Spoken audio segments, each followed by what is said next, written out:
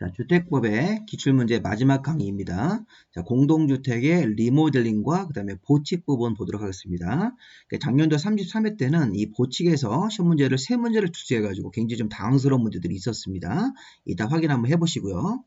자, 먼저 공동주택 리모델링 문제를 먼저 보겠습니다. 주택법상 리모델링에 관한 설명이다. 옳은 것은 자, 기존 14층짜리 건축물이 수직 증축형 리모델링이 허용되는 경우라면 이 최대 2개 층까지 증축할 수 있는 거다. 이게 맞죠?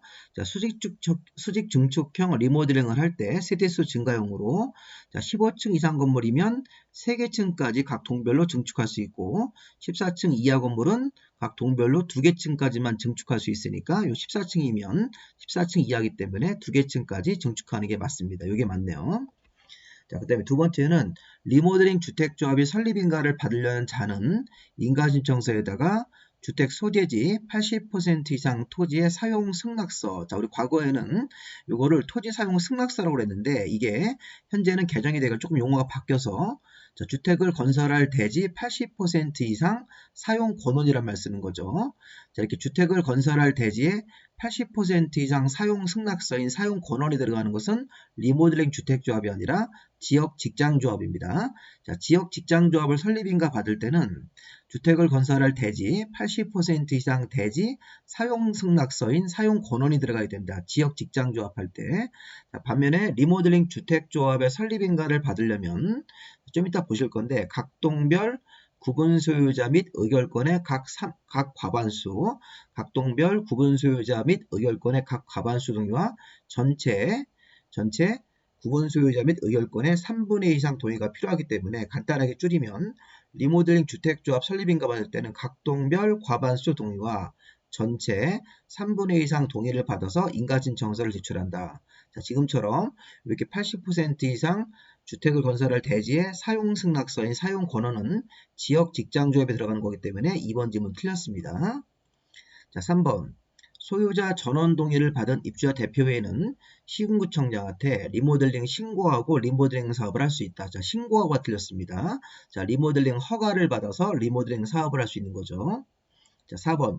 수직 증축형 리모델링의 경우 자, 리모델링 주택조합의 설립인가 신청서에 자, 사용검사를 받은 후 10년 이상 기간이 지났다는 서류를 첨부해야 된다. 설립인가 신청서에. 자, 이거 이상한 게 뭐냐면 수직 증축형, 자, 증축형 리모델링은 사용검사 받고 15년 이상이 지나야지 할 수 있고 이게 리모델링형이 대선형 리모델링을 할 때는 10년 이상만 지나면 할 수 있으니까 앞에 주어가 증축형 리모델링은 15년 이상이 기간이 경과하였음을 증명하는 서류가 들어가야 됩니다. 틀렸습니다. 자, 리모델링 주택조합이 시공자를 선정하는 경우에는 수의계약이 아니라 경쟁입찰 방식으로 선정하는 게 원칙입니다. 다만 경쟁입찰 방식으로 시공자 선정이 곤란하다고 인정했을 때 예를 들어서 2회 이상 시공자 선정을 위한 경쟁입찰 같은 게 유찰됐을 때는 다른 방법으로 정할 수 있는 방법이 예외가 있는데 이건 원칙 지문이기 때문에 리모델링 주택조합이 시공자를 선정하는 경우 수의계약 방법이 아니라 경쟁입찰 방식으로 선정하는 게 원칙입니다. 그래서 5번 질문 같은 경우는 틀렸죠. 정답이 1번 되겠습니다.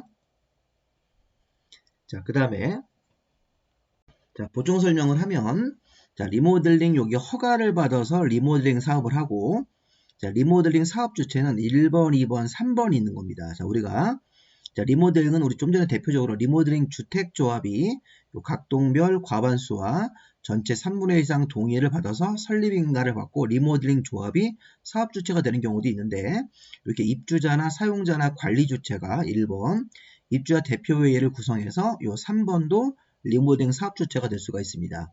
자, 주의할 점은 입주자, 사용자, 관리 주체하고 입주자 대표회의가 사업 주체가 될 때는 별도의 동의는 없습니다. 자, 그런데 리모델링 허가를 받을 때는 입주자, 사용자, 관리 주체 1번 시행자, 3번 입주자 대표회의는 전원의 동의를 받아서 리모델링 허가를 신청해야 된다. 자, 입주자, 사용자, 관리 주체하고 입주자 대표회의가 리모델링 허가를 신청할 때는 전원의 동의를 받아야 되고 리모델링 주택조합이 설립인가 받고 리모델링 허가 받을 때는 전원은 아니고 각동별 50% 이상, 전체 75% 이상 동의를 얻어서 리모델링 허가를 신청한다. 그러니까 우리가 봐야 될 거 뭐냐면 요 파란색 사업자, 리모델링 사업 주체가 요 파란색인 1번이나 3번 입주자나 뭐 관리 주체, 입주자 대표회의는 구성을 할 때는 따로 동의가 없는데 리모델링 허가로 내려갈 때는 전원의 동의가 필요하다. 이렇게 입주자 전원 동의, 입주자 대표회의에서 입주자 전원 동의를 받아야 되고, 리모델링 주택 조합이 설립인가를 받을 때는 각동별 과반과 전체 3분의 2 이상 동의고, 리모델링 허가를 신청할 때는 전원 동의는 아니고 각동별 50%, 전체 75% 이상 동의 얻어가지고 리모델링 허가를 신청하도록 되어 있습니다. 자, 리모델링 주체가 1번, 2번, 3 이렇게 3번까지 있으니까 이거를 잘 구별하셔서 리모델링 허가 받을 때는 요 파란색은 전원 동의를 받아야 된다. 근데 분홍색 리모델링 조합은 이렇게 동의를 각동별 과반 전체 3분의 2는 조합 설립인가 동의고, 리모델링 허가 받을 때는 각동별 50% 전체 75% 이상 동의를 받아서 리모델링 허가를 신청하는 겁니다. 조합은. 이거 잘 보셔야 됩니다. 자, 다음에 2번 문제 보시면 공동주택 리모델링에 관한 설명이다. 틀린 것은, 자, 입주자 사용자 관리 주체가 리모델링 주체가 되어서 리모델링을 하려는 경우에는 공사 기간, 공사 방법 같은 것들을 적은 동의서에다가 입주자 전체 동의를 받아서 리모델링 허가를 신청하는 거니까 전체 동의를 받아야 된다. 여기 1번 입주자 사용자 관리 주체가 리모델링을 할 때는 전체 동의를 받아서 리모델링 허가를 신청하는 거니까 맞는 지문으로 봐야 됩니다.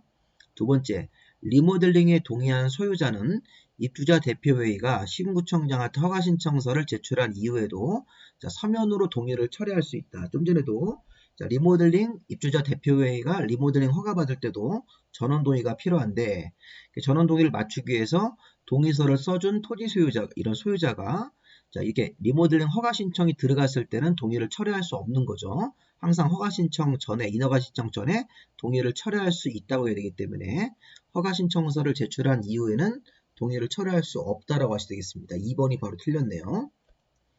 자, 수직 증축형 리모델링 대상이 되는 기존 건축물 중수가 15층이니까 최대 3개층까지 증축할 수 있습니다. 각 동별로. 4번, 주택단지 전체를 리모델링 할 때는 전체 구분 소유자 의결권의 3분의 2, 전체 3분의 2 결의, 각 동별 구분 소유자 의결권의 각 과반수니까 각 동별 과반수 전체 3분의 2 이상 동의 얻어서, 자, 이게 바로 리모델링 조합 설립할 때, 이 결의라는 게 리모델링 조합 설립에 관한 인가 신청 결의입니다. 이 결의라고 하는 것은 해석상 리모델링 조합 설립 인가를 받을 때는 전체 3분의 2하고 각동별 과반수니까 이게 이제 앞뒤가 바뀌어 있지만 이 동요권은 맞습니다. 자, 증축형 리모델링, 대선형 빼고 증축형 리모델링을 할 때는 세대 면적이든 세대수 증가형이든 모두 안전진단을 신구청장한테 요청해서 받아야 됩니다. 자, 다 맞는 지문이고 2번이 틀렸죠. 2번 틀렸습니다. 자, 주택법상 청문을 해야 되는 처분이 아닌 것은, 자, 이게 보시면 주택조합의 설립인가 취소, 자, 사업계획 승인 내준 걸 취소하고 리모델링 허가를 내줬다가 취소하고, 자, 민간 건설회사가 주택 건설 사업을 하고 해서 등록을 했는데 등록을 말소할 때는 청문을 거치고, 이 공업화 주택 인정 취소는 청문 절차를 거치는 건 아닙니다. 자, 이런 거 인가라든가 이런 승인받은 자가 어떤 잘못을 하면 인가나 승인 같은 걸 취소할 수 있는데, 취소하기 전에 사전에 의견 진술 기회를 주는 거죠. 청문 절차. 자, 청문 절차를 거치는 거는, 자, 1번은 거치지 않습니다. 자, 보충 설명으로 이 청문 절차를 거치는 것, 주택 건설 사업의 등록 말소, 조합 설립인가 취소, 사업계획 승인 내준 걸 취소할 때 리모델링 허가의 취소, 이런 것들은 청문 절차를 거쳐야 되는 사항이다. 이렇게. 자, 4번 문제. 자, 주택법상 주거정책심의위원회 심의를 거치도록 규정되어 있는 것을 모두 고르면, 자, 우리가 주택법에서 여기서 또 우리 용적률 같은 게 완화가 돼가지고 일정 비율을 임대주택을 줬을 때 이 국토부 장관이 임대주택 인수자를 정하는 경우도 있습니다. 요청을 받아서 이때는 별도로 이렇게 심의를 거칠 필요는 없는 거죠.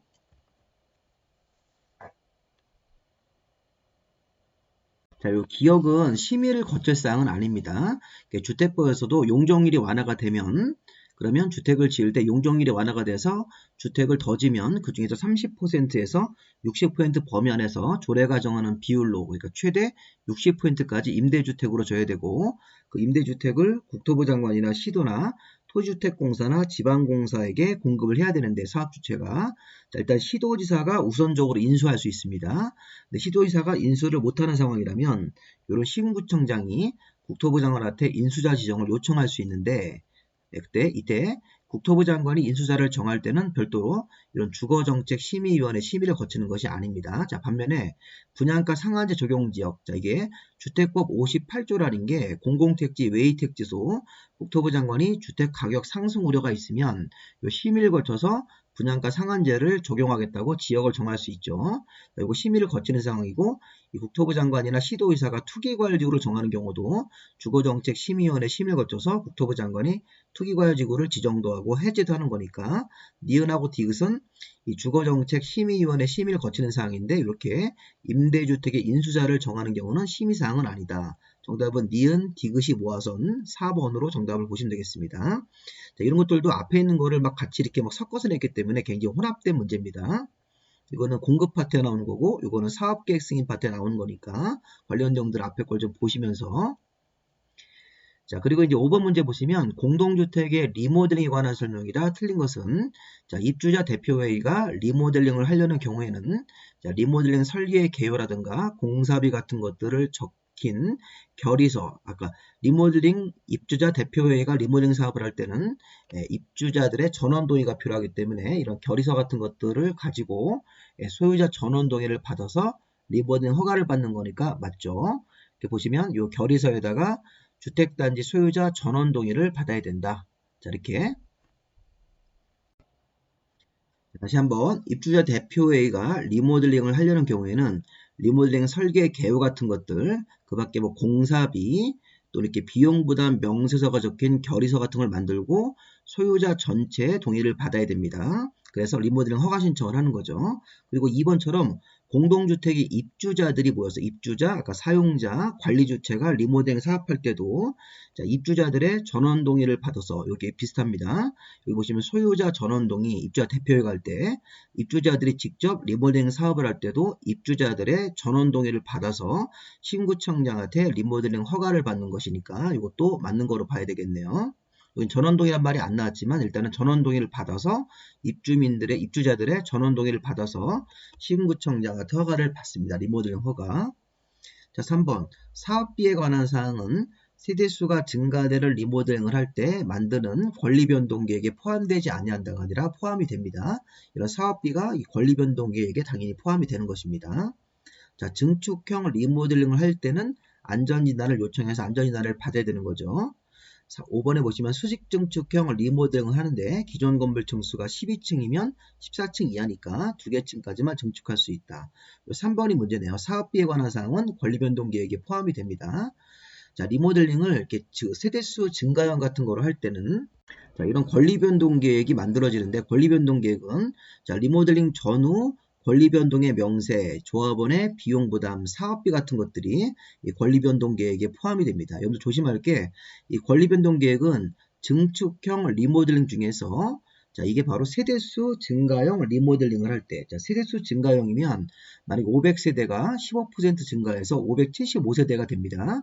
그러면 땅의 지분이 500분의 1에서 575분의 1로 바뀌어야 되는 상황이 생기기 때문에 이렇게 권리변동 명세 같은 것들을 만들어야 됩니다. 자, 리모델링 전에는 500세대였는데 세대수 증가형으로 15%가 더 증가돼서 575세대가 되면 이 대지에 대해서 이 권리 변동이 생기죠. 대지의 지분이 500분의 1에서 575분의 1로 바뀌기 때문에 그런 것들을 이 권리변동계획에다가 포함시켜야 되고 조합원들의 각자의 비용부담, 사업비가 얼마 드는지를 권리변동계획에 포함합니다. 그래서 권리변동계획 같은 경우를 한번 좀 읽어보시고 자, 세대수 증가형 리모델링을 할 때는 권리변동계획을 만들어야 됩니다. 이런 내용들을 포함해가지고 자, 6번 같은 경우는 리모델링 기본계획이라는 게 있었죠. 자, 리모델링에 대한 기본 방향을 잡는 리모델링 기본계획은 특별시장, 광역시장, 대도시의 시장이 10년 단위로 수립하고 각자 도시에다가 5년마다 타당성을 재검토하도록 되어 있는데 자, 지금 리모델링 기본계획은 특별시장, 광역시장, 대도시시장이 기본계획을 수립하도록 되어 있습니다. 자, 수립 절차를 할 때는 리모델링 기본계획을 수립하거나 변경하려면 기본적으로 여기서 보시면 14일 이상 주민공청문에서 주민의견을 듣고 지방의 의견도 들어야 됩니다. 이때 지방의회는 자, 의견 제시 요청이 들어가면 30일안의 의견을 제시한다. 이런 문제도 옛날에 있었으니까 14일, 30일이 들어가면 되겠죠. 14일과 30일은 정답이 4번에 있네요. 답이 4번입니다. 자, 4번으로 수정을 했고요. 자, 그 다음에 자, 리모델링에 관한 설명이다. 옳은 것은 7번 문제. 이게 작년도 시험 문제입니다. 자, 대선은 리모델링에 포함되지 않는다. 자, 우리 주택법상 리모델링은 공동주택 리모델링인데 세대 면적이나 세대 수가 증가되지 않으면 대선용으로 분류하고 자, 리모델링을 증축형으로도 분류할 수 있기 때문에 대선도 리모델링 사업에 포함될 수 있습니다. 두 번째, 공동주택 리모델링은 이게 단지 전체를 할 수도 있고 동별로도 할 수 있는 것이죠. 이거 맞는 질문이네요. 자, 세 번째, 주택단지 전체를 리모델링 할 때 이런 조합을 설립해서 리모델링 사업 주체가 될 때는 자, 동의요건 결의가 각 동별 구분 소유자 및 의결권의 각 과반수, 전체 구분 소유자 및 의결권의 각 3분의 1 이상 동의가 필요하다. 그거로 가야 되니까 전체 과반수라고 하시면 안 됩니다. 각 동별 과반수 전체 3분의 2라고 해야 되겠죠. 동의요건이. 자, 리모델링 허가를 받아서 할 때는 시군구청장이 리모델링 허가권자가 되는 겁니다. 리모델링 조합이 설립인가 받을 때 결의 동의가 필요하고 리모델링 조합이 리모델링 허가 받을 때도 각 동별 50% 이상 전체 75% 이상 동의를 받아서 시군구청장한테 리모델링 허가를 받는 거니까 4번도 틀렸죠. 자, 리모델링 주택조합 설립에 동의한 자로부터 건물을 취득한 사람은 리모델링 주택조합 설립에 동의한 것으로 본다는 거죠. 앞사람 그 지위를 그대로 승계해서 리모델링 주택조합 설립에 동의한 사람으로부터 리모델링 대상 건축물을 취득한 사람은 리모델링 조합 설립에 동의한 것으로 보는 게 이게 원칙입니다. 그래서 보시면 보지 않는다 틀렸습니다. 정답은 2번이 맞고 나머지는 다 틀렸죠.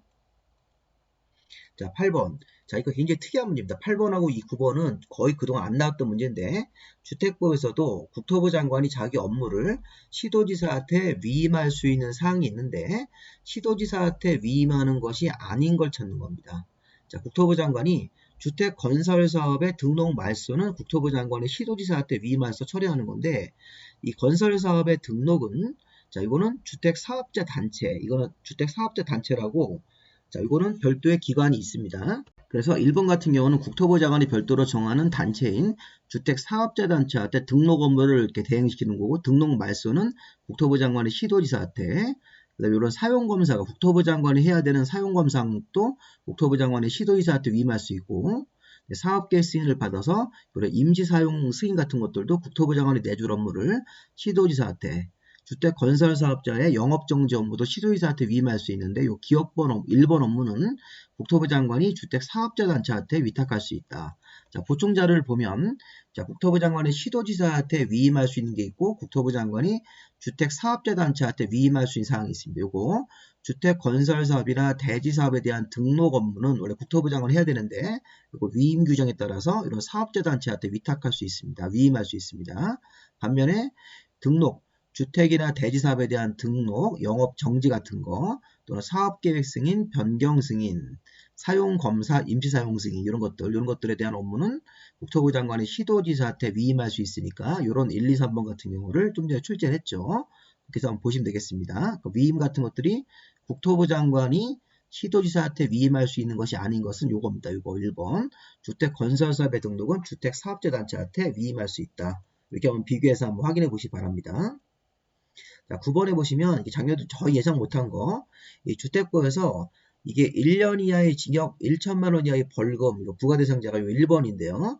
저 여기 1년 뭐 1천만 원 없지만, 여기 2번, 3번, 4번, 5번은 이거 다 과태료 조항으로 봐야 됩니다. 과태료. 근데 지금 1번 같은 경우는 지방자치단체장이 관계 공무원으로 하여금 사업장에 출입하게 해야 되는데 그런 거를 방해하면 1년 이하의 징역, 1천만 원 이하의 벌금입니다. 자, 품질 점검단의 점검에 따르지 아니한 사업 주체는 이건 1,000만 원 이하의 과태료. 자, 조합의 임원이 발기인 같은 사람들을 겸직했을 때는 500만 원 이하의 과태료.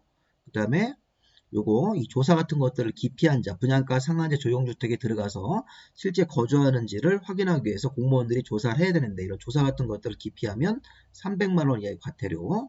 또 마지막 5번도 또 500만 원 이하의 과태료입니다. 보시면 품질 검사, 품질 점검단에 의해서 점검을 했는데 보수 조치 같은 것들 명령받았는데 이거 이행하지 않았을 때는 이런 게 굉장히 많습니다. 이게 과태료 조항이 한 20개가 넘고, 그 다음에 여기 1년 이하의 징역 1000만 원의 벌금이 이게 한 14개가 되기 때문에 이걸 다 외울 수 없으니까 이런 문제는 참고로 보시고 징역이나 벌금 대상은 1번으로 보시면 되겠습니다. 자, 여기까지 주택법이 마무리가 됐고, 주택법도 문제가 되게 많습니다. 많은데 한번 도전을 해서 한번 좀 이해될 수 있는 부분까지는 충분히 다 이해를 하셔야 되겠습니다. 그래서 주택법 마무리하시고 이렇게 해서 이렇게 합격을 진심으로 기원하겠습니다. 자, 농지법도 제가 주요 내용과 기출문제를 이렇게 종합해서 문제를 올리도록 하겠습니다. 일단 주택법은 마무리하겠습니다. 수고하셨습니다.